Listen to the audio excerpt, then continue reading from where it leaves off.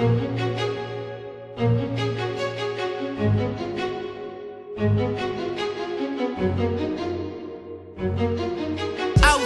on the corner where I caught the bus, thinking in my head it's colder than I thought it was. Sometimes life is like that, and you just quiver your lips, whisper a wish, hoping someone might give us deliverance. Now deliver this message, think I could live with this message. You could just give a few seconds to come and sit in my presence. And yes, it is so precious, yes, it is a blessing. Next, I'll attempt to express it with every heavy breath. Hello, ladies and gentlemen, it is me, Dukect Live, for you once again to the Dukect Lounge. If you want to call and join my fun little radio show, remember the phone number is always 724-444-7444. Once again, the number is 724-444-7444, and the call ID to connect to me, Dukect, is 92417. Once again, the call ID is 92417. Now, well, there's interesting week for the WWE and TNA and all this type of stuff. I mean, supposedly TNA had a good impact. I didn't watch it because, quite honestly, I'm not going to be watching anything that at this point, you know, because I basically fall out of love with both companies at this moment. The booking, the way that's going on, and you know, and what have you. And on top of the financial stuff, now for TNA, I mean, they just lost a big booking of baseball stadiums to do.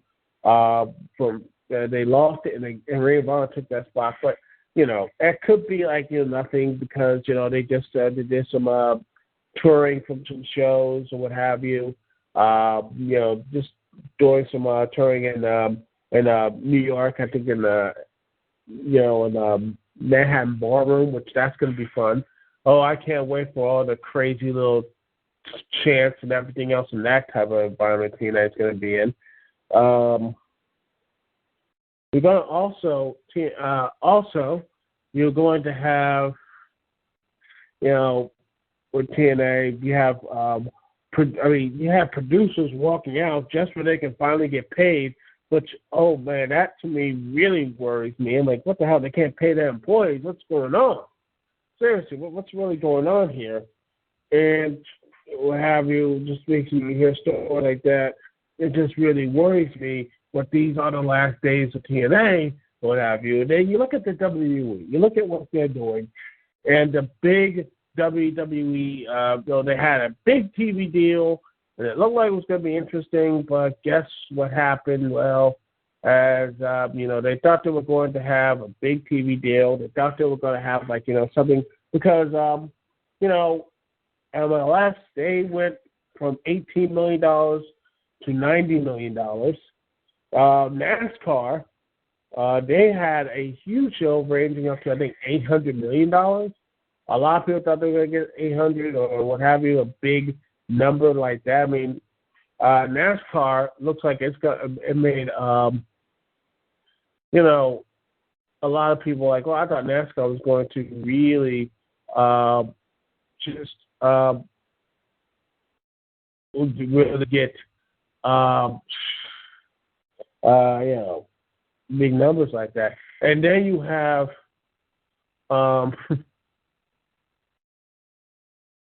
you have the WWE, which, well, yeah, it didn't get the big deal. It got a moderate deal. It was good enough, but not enough for their shareholders, investors. And then when you look at what the WWE Network producer right now, around 670,000 subscribers, which is a lot, but they expect it to be around 1 million subscribers. What do you? And I honestly worried about that because a lot of people are not going to stay around for the 6 months because they have a 6-month option. A lot of people just said, hey, I'm here for WrestleMania, and that's it. What's going to happen in the next month in June, July, and August? How much of a big drop that's going to be? How big of a drop it's going to be for WWE to actually to really count that. It's going to be a really big drop for them. I bet, it's 30 or 40% drop. And if that happens, hopefully I'm wrong. But if it's like a 40% drop and people are like, I'm not going to go and buy, chairs, and just like, I'm only here for, all I'm here for is WrestleMania and not really use the WWE network. It's just like, I got for 6 months. I'll just keep me up at WrestleMania. And, that's what the whole thing is. And who knows what the worldwide thing is going to be. Will they get their huge vaunted 2.5 million subscribers just for them to make a profit, or 1.4 million just to have to finally break even? I don't think that's going to happen in that run as well. So a lot of people have been worried about this, but some saying it's not going to be the end. It's not the end of the world, but it's stuff like this. You see these type of things line up. You wonder. You start looking who's going to fall on the sword for this, because eventually,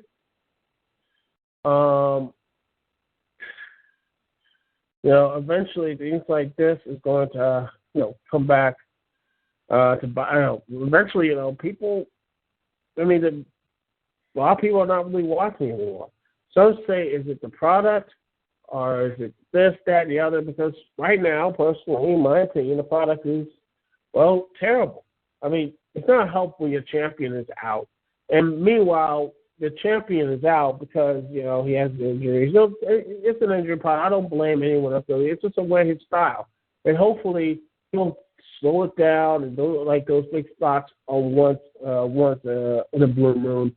And do, his other repertoire. Because Daniel Bryan, because he's extremely talented, one thing to make the crowd pop, start getting the people to, follow him, work a smarter, simpler mind, but also a smarter moveset as well for Daniel Bryan. But to me, not doing any favors when you had to pair him up with Kane for whatever reason. I'm sorry, but seriously, Kane in 2004 main eventing is a dumb idea. No matter how many times you put the mask on, no matter how many times you tombstone, he's still the guy who got his ass kicked in 2 minutes at WrestleMania, got his ass kicked majority of the time during the road to WrestleMania, and on his last couple of big matches, he lost on pay-per-view to Bray Wyatt. So, quite honestly, Kane is a complete joke right now. And he's always, heck, he's been a joke since 2003 when they removed the mask. So, yeah, I don't get that as well.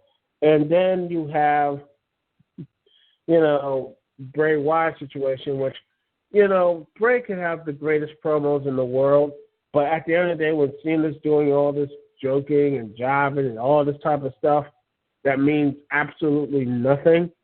And, of course, having him beaten all the Wyatt family members clean. And the only true victory Bray Wyatt had against John Cena was helped via 8-year-old with a voice modulator. It only help your credibility, what have you, and everything. And also your tag team champions, the Usos. When's the last time they actually defended the belts on a pay-per-view on the main show? I think the last time they actually did, the last time tag belts were defended was an Elimination Chamber, and it was a piss-poor match between the New Age Outlaws against the Usos. And the Usos won them on Monday Night Raw, and they were, heck, I'm going to be real. The Usos weren't really the main part of WrestleMania. In fact, the main story of WrestleMania, but the tag match was the Real Americans breaking up. After that, the Usos were just there. They're not really, the Usos are not really important. The Usos are just patsies. They're there with John Cena to take care of the Wyatts, but there's not much notability about them. And their mic skills, oh yeah, that's because honestly, the mic skills. And people say, well, they're all good at Total Divas. Newsflash, I don't watch Total Divas. I don't watch Total Divas, and I'm not going out my way to watch Total Divas just to see a guy who has a better mic skills or have you on a show that that obviously have little to no wrestling about it whatsoever. It's about, divas and reality show. Like, why should I watch something as a fake ass? These guys have charisma and personality. Why can't they show it on the main show where I watch on Monday Night Raw or SmackDown or what have you? Show me there, please. That's too much. I've got 3 damn hours, and they can't do that. Also,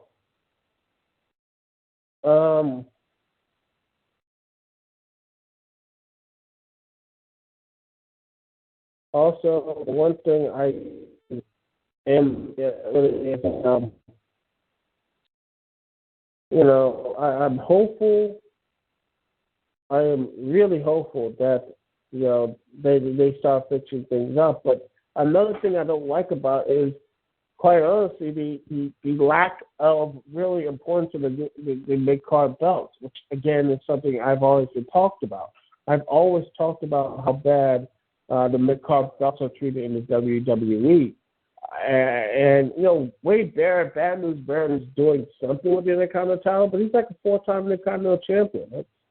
And not only that, after that, Wade Barrett, who I basically cooled off of. I mean, heck, he has a good thing with the Bad News stuff, but and then you have Sheamus, who wins the U.S. Championship, who I honestly just don't really care for. Bravo WWE, it took someone who's actually has a good match, a good brawler, a decent brawler, guy who could be a main event for years of WWE, and made him irrelevant over years and years of all these failed stupid pushes. I mean, I honestly thought, because honestly, the day they put the WWE Championship on Sheamus is the day they ruined him for the rest of his career. Because honestly, he became a mid-card champion and then afterthought champion, and no one really cared about him. And everyone else, myself and other guys on YouTube talked about this and said this right quick. We all said it, and it come to pass. Sheamus has become an afterthought champion. And every belt he held, he becomes an afterthought. And that's what he is. He's an afterthought champion. And honestly, it doesn't matter how many championship reigns he had. He's basically a forgotten. At the end of the day, who will remember more? A Roddy Piper or someone like Shane who won the championship? It's not really done anything with it. He's been there, but not really something memorable. What is the memorable moments besides 18 seconds? And that's mainly more of a Daniel Bryan thing when the crowd just went against it. I mean, wow. And then you have TNA, which, oh man, TNA and that stuff is, whoo boy. Let's see, copying Daniel Bryan's situation to a T. I gave him the benefit of the doubt with Eric Young, and what have you. Gave him the benefit of the doubt. But then when you have this MVP, Kenny King, Robbie Lashley stuff, which basically the black version of Evolution. So basically, here's our new nation for you, ladies and gentlemen. Yes, how sad is that? And by the way, why does MVP Can someone tell me? Someone tell me. Why did MVP need to turn heel? Why did he need to turn heel? He was facing lockdown. I thought he was going to be someone like Jack Tunney or what have you, or someone like, hey, and if he wants to continue to wrestle, why not wrestle hey, for example, why not have him wrestle against, say, the Great Muta, like at Slammiversary or what have you, as a huge match to see him and build that up. That would be interesting. This fake out whatever the reason. I thought it was pretty damn stupid. How many times has Russo writes it down as in his character? No, it's still stupid. You have to have points. You need to have a bridge, something snapped with him. At the end of the day, it would have been so much better if Samoa Joe would have beat Magnus at Lockdown. Joe beats Magnus at Lockdown. Magnus loses his rematch at Sacrifice. And then at Slammiversary, you have Bobby Roode versus Bobby Roode take on, say, I don't know, him take on Bobby Roode or something. And start building that stuff up there. Or have James Storm in that position.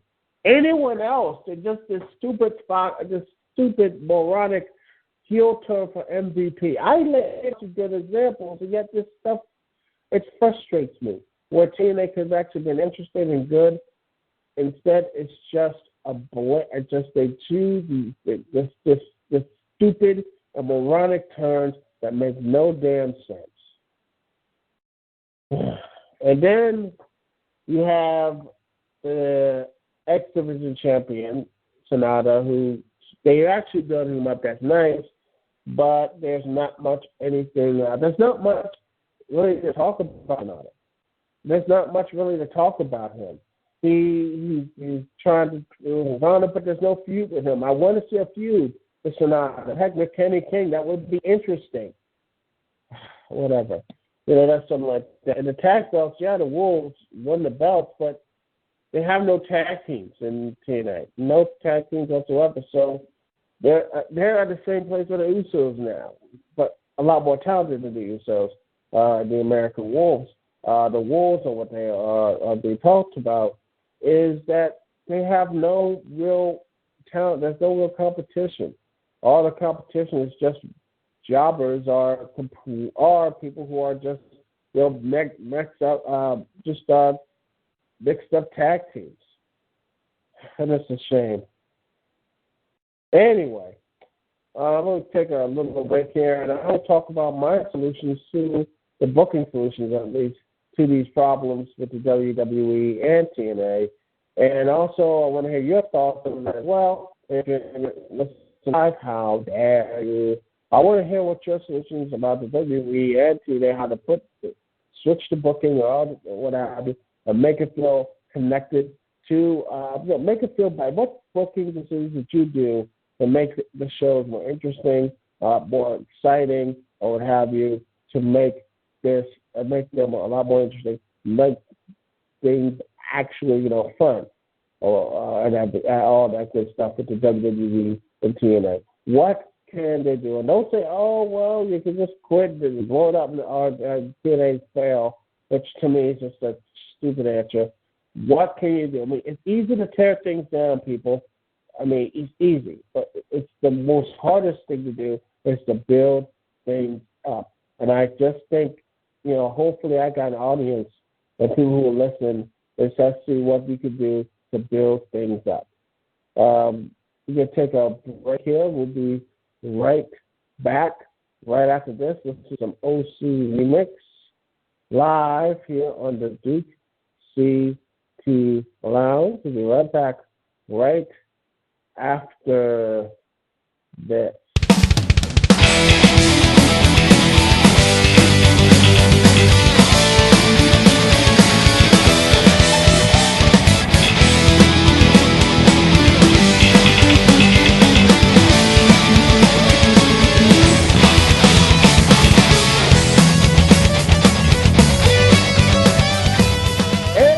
Live here on the Dukect Lounge. Thank you so much for joining me. Dukect phone number, as always, is 724-444-7444.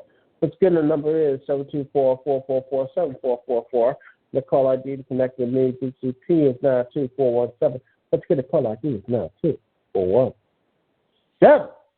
Now, I've talked about the problems with WWE and TNA. Let's talk about solutions here. Now, let's go into the TNA first, because I think that's going to be a little more hard to solve. So let's see, the booking-wise, how do you fix this problem? Well, after, honestly, MVP loses, or what have you, and Dixie and Dixie arguing, they would just have the board of directors just say they're tired of these things run, and they're taking the TNA, mutiny or what have you. Just have them say we're tired of this, and both stockholders agreed. And they all agreeing that they are tired of these controls, these this, that, and the other.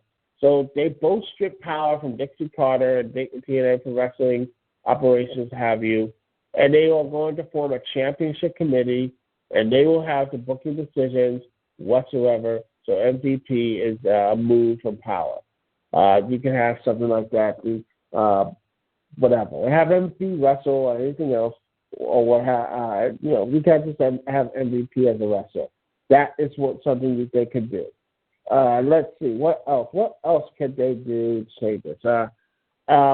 Bobby Lashley and Kenny King can turn to a tag team and feud with the Wolves, which I think that they are starting to do something like that, which will be interesting to say the least.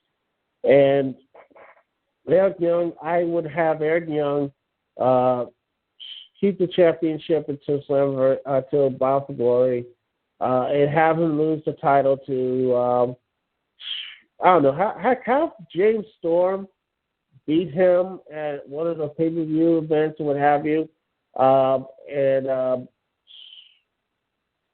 have him, and then have Gunner come close and say, yeah, I beat you before I made you say I quit. Have that on James Storm's head, and then have James Storm at the biggest show at all actually pull off the upset and actually beat Gunner or what have you and retain the championship. Have James Storm hold the belt, TNA title until, say, Lockdown, have him hold the title to Lockdown and have him lose to, Austin Aries. I think that would be interesting. Have Austin Aries pick up the title and have him have a long reign again and have Kenny King beat him at Slammiversary and have it. Something like that. That'd be interesting. And Excellent Championship, have Sonata, have him come close to Eric Young but lose to Eric Young. Have that really, and have that motivation, like that switch saying, what did I do? I failed everybody. That sort of thing. Feel down about himself. And have him feel down. Have him feel like, oh my gosh, I failed everybody. And build him up and lose. And, you see him like, I failed. Have him on a great mood and say, you did your best. But just, no, I feel like I failed everyone. I failed you. I failed your country. You can have him either turn heel, but all turn into more of a serious, badass face, what have you, to Sonata, and start kicking more ass and have him build him up again. Maybe have him win the championship. Maybe, have him just go on a tear, have him after feeling sorry for himself, now have a bit of a lose, then have him come back, start winning matches, or have him start winning, but bring back the TV championship, have him hold the TV title for a while, have him do something like that, have him feud with EC3, have EC3, Kenny King, all this, just really get all the other guys, interested in have him lose the TV title at Slammiversary, and then build him up the Bound for Glory tournament, have him beat everyone, and have Kenny King versus Sonata for your TNA World title at Bound for Glory. So might that be interesting. Tag team situation, just try to get some more tag teams there. Get the Young Bucks if they actually if they're available. See who other good tag teams out there right now that are available. TDMK, I heard I think Full Killer talked about them on Twitter. So that is interesting because they did a tryout once upon a time. I had looked them up. They looked interesting. I have no idea about that situation. Now the tag teams. You need to get more tag teams and some more people to fit on hell. Try to bring back Bad Influence again just to build them back up. The X Division title, get more guys, more people, more opportunities. Hopefully, start using Wrestle One. Start making more guys from Mexico, the UK, what have you. Build up Rockstar Spud. Because honestly, I love Rockstar Spud, but he's a talented wrestler. So do something with him and make him more of an interesting character. Then the women's division, hire more knockouts, which is to me really I want more knockouts and actually, get rid of the old, honestly, phase out the old Gail Kims, the beautiful people, what have you, and start building some new knockouts. I know you got Brittany and they only got the folks from Menagerie or what have you, but let's do some more knockouts. I think that'd be more interesting. All right, that was TNA. I don't know if that stuff will actually happen, but that's just my personal thing. That's what I would do. But then again, I'm not a position of power and total non-stop action. Leave your thoughts on what you think that was a good idea or not. Good ideas or not. And next is the WWE is a lot more easier to do and something they can easily do Monday. How to switch up the or payback to say make it to a tournament structure or what have you, and have guys, the top guys, fight out for a chance to win the WWE Championship. And make it so the finals include John Cena versus Bray Wyatt. Bray Wyatt beats John Cena clean, and you have Bray Wyatt dominate for the rest of the summer. Have him become this new evil force over the summer to get excitement and say, yeah, this guy is really a threat. And then you have Daniel Bryan come in and you can play up home. Daniel Bryan lost to him or what have you. Yeah, Royal Rumble, I defeated the Yes Movement. And because I can defeat it once before, I'll defeat it again. Yeah, Daniel Bryan beat him at SummerSlam cleanly, what have you, at SummerSlam for the WWE World title. Next, tag teams, get more tag teams involved, build them up, and try to make them interesting. Get Usos more mic time, better mic time, show their personalities on the. If they could somehow translate their Total Diva personas to what they can say on Raw, that'd be good. Also, more time make them more mic time to get them over and to have them face, have them be in the ring more often and actually have them on pay-per-views defending their tag team titles. Let's see, the Shield, Evolution. That's interesting. Keep that stuff up. I like that stuff. I like the matches and everything for the Evolution. Hopefully, they ride this thing until hopefully after Payback, you have the Evolution just go beat Shield. Should have beat Shield Extreme Rules and have the big blow ups and not Money in the Bank, but at SummerSlam or what have you. That would have been interesting. They actually went away with that.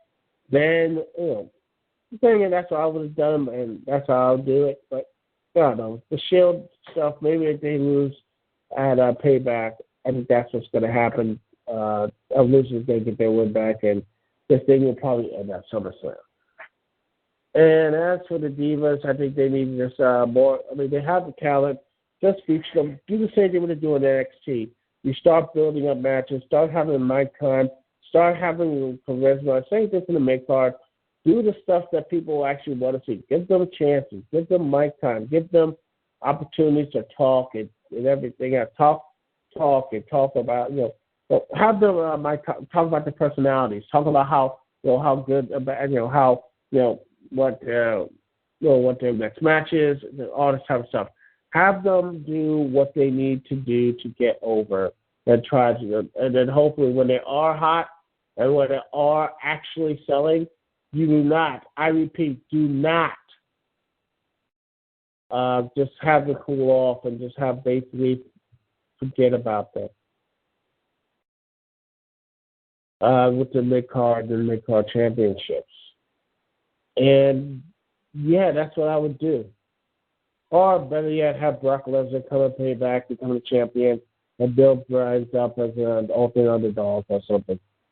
But that's just my personal opinion. I could be wrong. I want to hear your thoughts about how the WWE or TNA can turn around the booking way or what have you to try to right the ship booking-wise in both companies. I want to hear your guys' thoughts and opinions on the comments below. Thank you so much for listening to me, Duke CT, the Duke CT Lounge. We'll be back next week. Same Duke CT Lounge time, same Duke CT Lounge channel live on TalkShoe.com. Thank you once again for joining me. Duke CT here. Peace and love. I will see y'all when I see y'all later.